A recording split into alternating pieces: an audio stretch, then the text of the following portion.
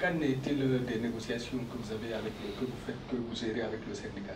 Alors, elles ont fait l'objet d'une réunion hier avec le président de la République qui s'est prêté à cet exercice de conciliation et d'écoute.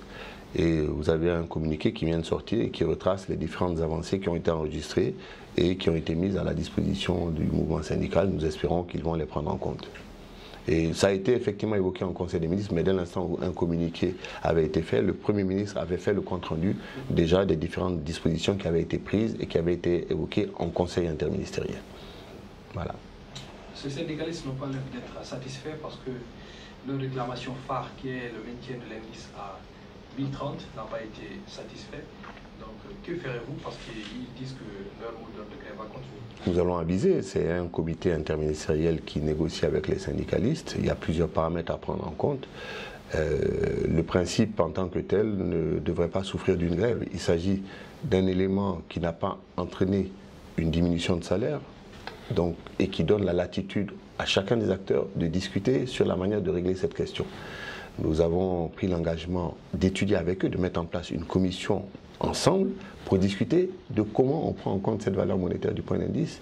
Je rappelle que le président avait déjà proposé la venue d'un expert pour adresser cette question.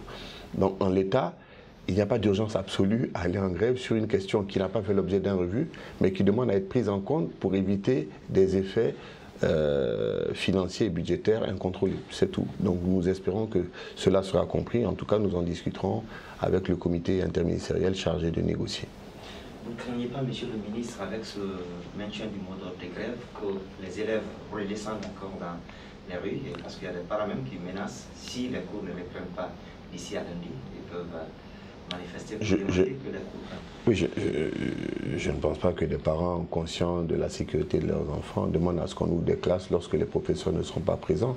Et je ne pense pas qu'il y ait des personnes qui souhaitent qu'on prenne des décisions qui sont préjudiciables à notre économie.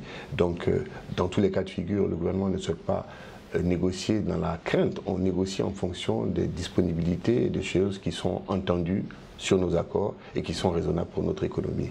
Maintenant, je le répète, toutes ces décisions feront l'objet de concertation et nous en référons l'autorité pour que la décision la plus sage, la plus responsable soit prise.